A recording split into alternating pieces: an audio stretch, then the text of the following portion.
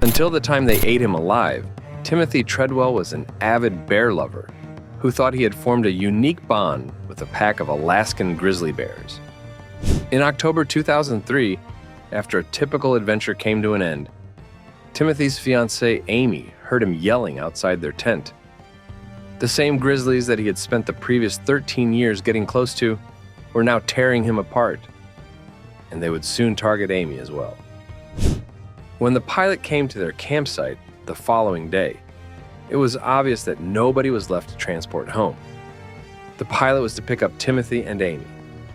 Prior to the pilot noticing a grizzly mauling on something strange, a human rib cage, the campsite was deserted. Gradually retreating, he dialed the park guards. After examining the horrific scene, they gathered what were later determined to be Timothy and Amy's remains. Human remains were subsequently discovered in the bellies of the two bears that were killed at the location. Even more horrifying than the couple's mauled corpses, investigators into this horrific incident found that the couple's last moments had been captured on camera. Werner Herzog, the renowned documentarian, is among the select handful who have heard the tape. "Truly, you must never listen to this," he declared. "Though it's never been made public. I know, Werner. I'm never going to." There are rumors that it was leaked to some of the more obscure websites. We'll look at what caused these grizzlies to crack first. More on that later. Why was Timothy instructed not to go near the bears until October? How many times has someone warned him about his risky actions? And why was the camera at work when he passed away?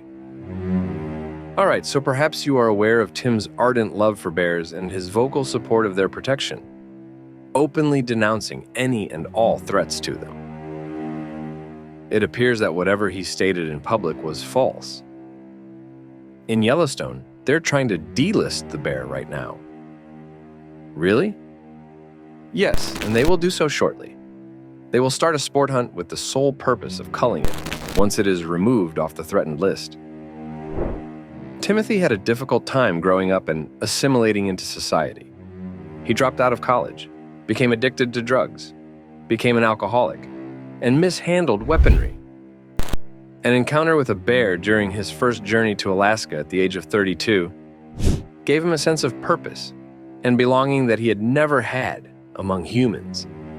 He gave up narcotics because he felt like one of them, and he vowed never to touch them again. He began making the trip each year, recording his interactions with the enormous bears on camera, which quickly attracted the interest of the public and officials. Despite lacking any official training, he felt he was a member of the Bears Society and shared a unique link with them. The bear right next to me is Cracker, and she's enjoying a fish right now.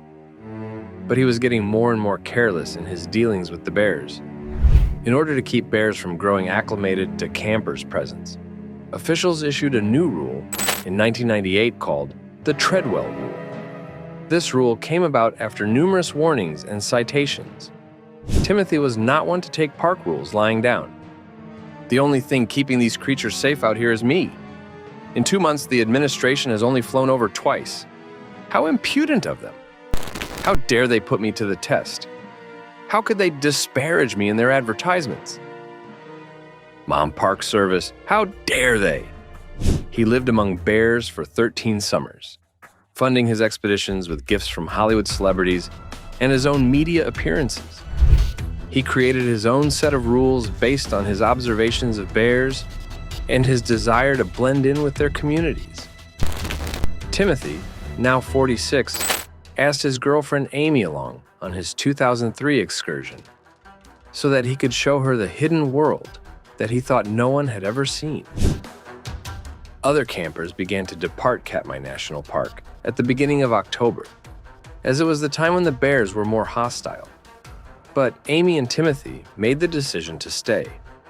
They moved their camp to a place where many bear-traveled pathways converged, since Timothy was fascinated with finding his favorite female bear. In addition, the camp was now near a salmon-rich lake, which attracts bears, particularly as winter hibernation draws near, and they need to eat to put on weight. They last spoke to each other on October 5th at about noon, the day before a bush plane was supposed to pick them up. They had called a buddy using their satellite phone. Subsequent evidence reveals that Amy was inside the tent cooking snacks when she heard Timothy shouting for her outside while it was pouring heavily. Her initial thought was to switch on the camera, but then he started screaming in desperation. When Amy emerged from the tent to discover Timothy being attacked by a large 450 kilograms bear, she had left the camera filming inside without even taking off the lens cap. Screaming for aid, he begged her to strike it out and to frighten it off. It wasn't fear that was attacking him, even if Amy had urged him to pretend to be dead. It was hungry, which is why it was attacking. When Timothy realized there was no chance left, he told Amy to save herself. The bear spray and other measures that could have prevented the couple's death were not with them. Timothy's cry stopped minutes after the recording started, and the tape ran out. Amy's survival following Timothy's attack is unknown, but the pilot who was scheduled to return them home discovered both deaths 24 hours later. Amy is calling, and I hear rain. Get out, and get away. Could you just turn it off? Sure, you must never listen to this. I know, Werner. No one's going to hear it. Even still, there were a ton of online rumors that the tape had been leaked. Now, the National Park Service's statement of the occurrence serves as the foundation for our report. Authorities claim that Timothy's long history of careless behavior and disdain for park regulations was the primary cause of the deadly attack. In particular, Timothy chose to camp in a bear-friendly area near a food source and made the bears feel at ease by getting close to and even touching them.